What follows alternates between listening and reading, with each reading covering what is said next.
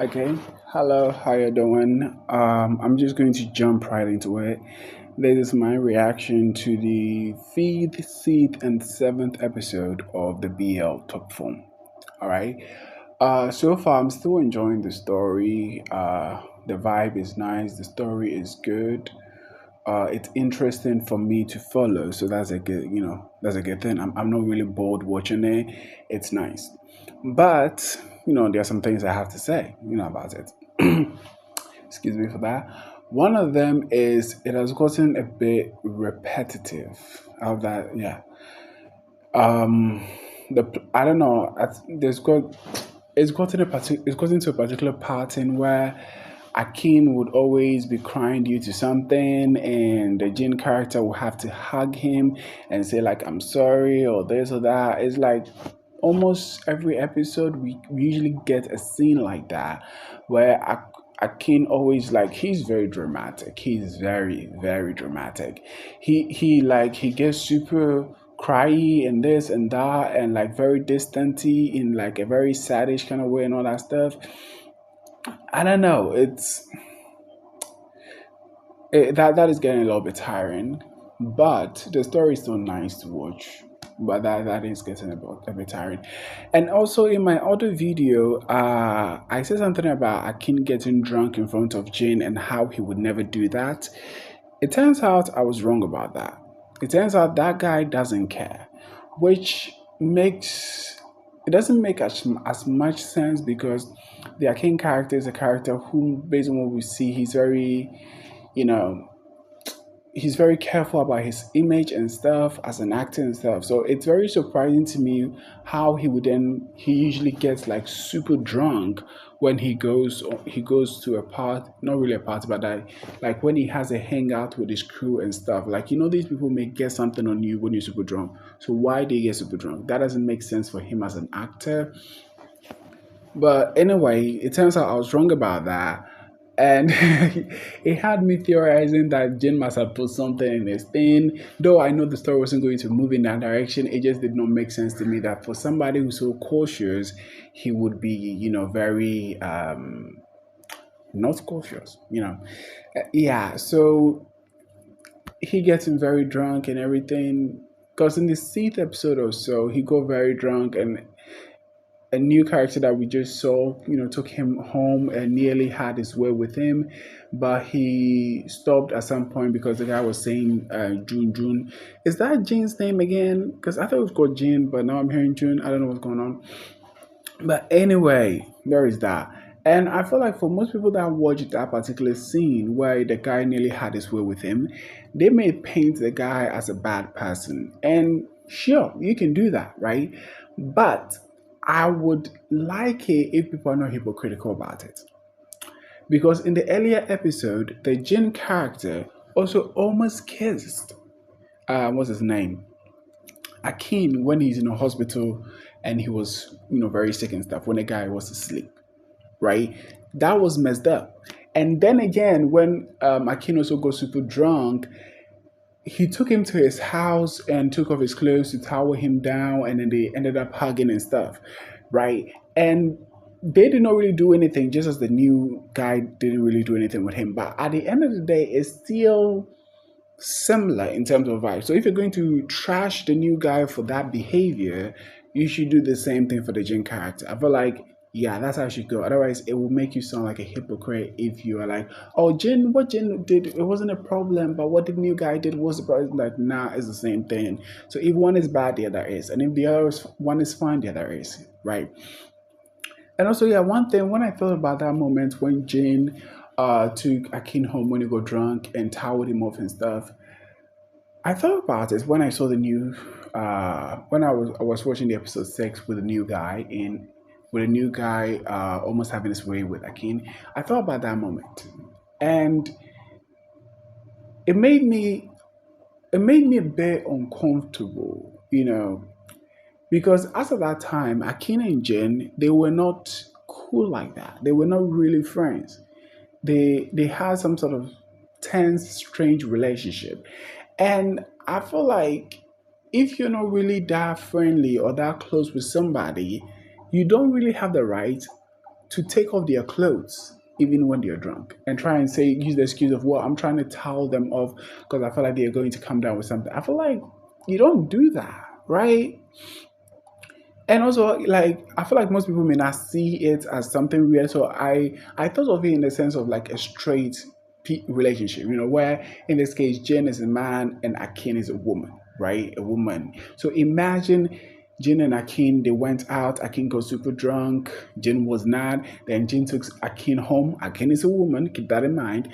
And then when they got on the bed, he took off her shirt, leaving her alone in like her brazier, and that's it. Or in some cases, some women don't wear braziers and stuff. Like, think about that scene for a minute. And if you were that woman in that situation, would you be 100% comfortable with that? It will. You see, there's a weird aspect to it.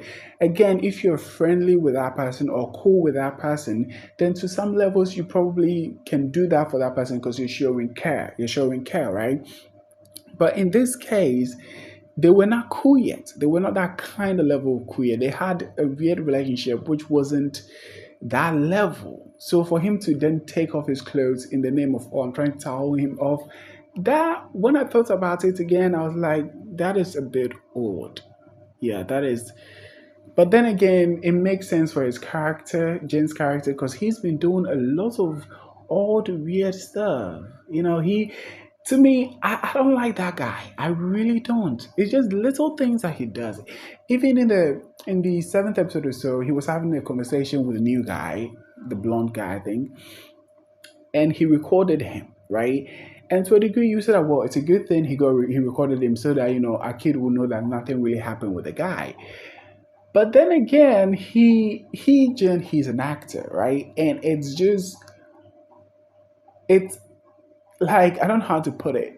You don't record people like that. You don't record. I feel like if you're in a particular industry, you don't do certain things because you know that if you also get recorded on things that you say, it could ruin your brand on the outside. And I'm not trying to justify or defend the new guy. I don't know his name. I've forgotten his name.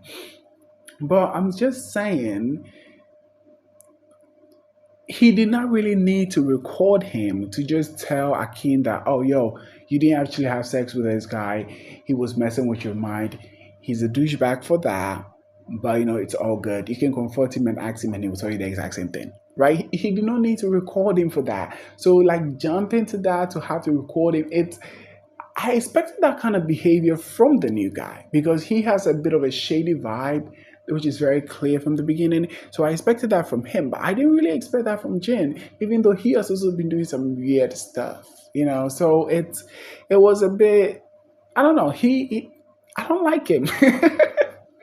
I don't like his behavior. There are a lot of things that he does.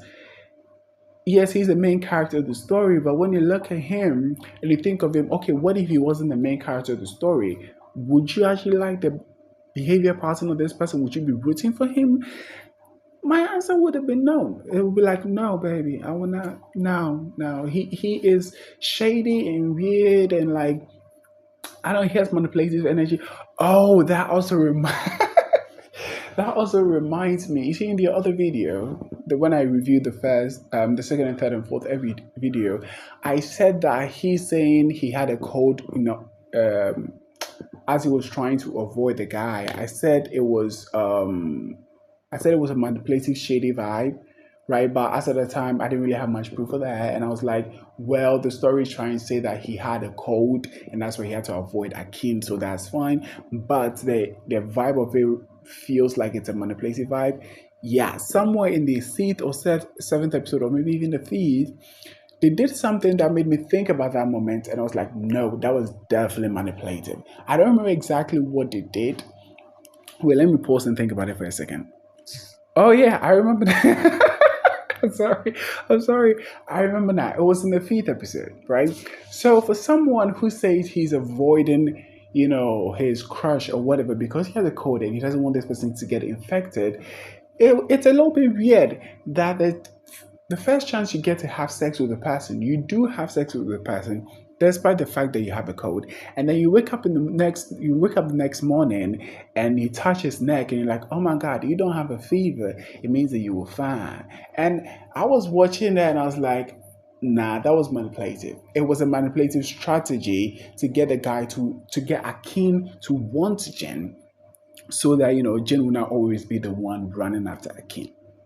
Because if you really had the code and you were trying to avoid him, you wouldn't have sex with him that night. You wouldn't do that, would you? You wouldn't. So that one, it was clearly manipulative, but the code was just something to, use as a reason. And Akin, in my opinion, I feel like he's sometimes a little bit gullible. The new guy also proved it a little bit, but yeah, sometimes he's a little bit gullible, so he falls for stuff like that.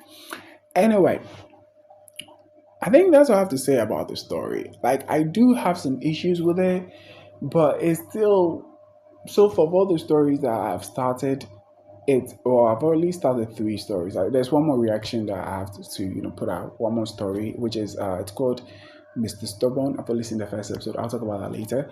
But between Sweet Tooth, Good Dentist, and the Top Form, I really enjoy the Top Form a lot more. The story is not boring. The story is entertaining. There are certain things here and there that I find a little bit shady, and I side eye them. But overall, the story is good.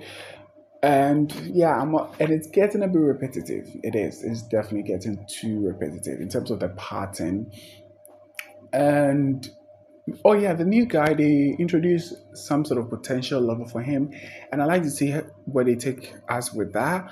But I'm also not sure because somewhere I don't remember what episode, but in the fifth or so, the executive producer who's always with Akin, he had a phone call towards the end where he was speaking with a lover or like some sort of potential love or something, and the person had he was telling the person to come and record a song for his movie or something, and they set up that story really nice, and I was like, oh, then it's gonna be in the next episode or like the next year's episode that we're going to see what happened with with that couple, whether there's something there or not.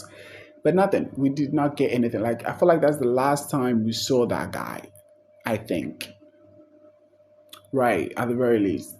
And with this new guy also having that cute, adorable moment with the guy he was taking a picture with when he was holding that what's it called?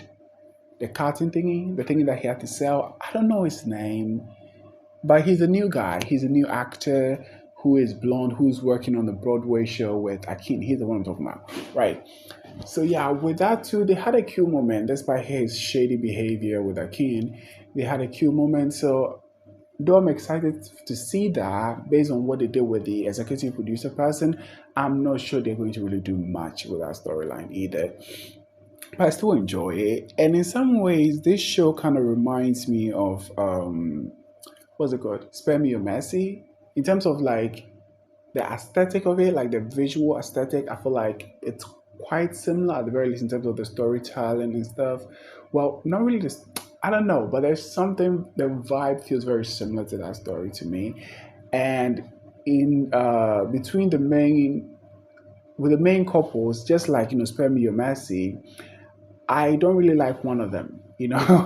With Spare Me Your Mercy, the cop person, I didn't really vibe with him. His what I mean character wasn't done quite well, so I didn't really vibe with him. But I still enjoyed the story overall. And with this new story to Top Form, I don't really vibe with Jane character either. So there is that. With the Doctor in Spare Me Your Mercy, I didn't also really vibe with him, but I enjoyed his character more than the cop. Whereas with like and the same thing with the Top Form too. I enjoy Akin's character more than the cop. I'm sorry, more than Jen. So there is that. And also yeah, and also how I felt watching that show, it's kind of similar to how I feel watching this one, but there's a difference, on how much I enjoy them, right? But they have similarities and stuff. Anyway, that's what I have to say. I've been talking for like 40 minutes, approaching 15. That's what I'd say. Thanks for listening. And what did you think about the show?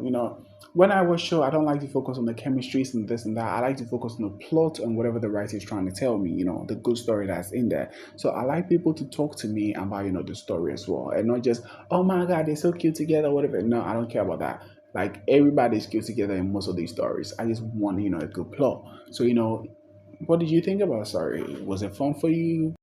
Was it not? Did you enjoy it? Let me know in the comment.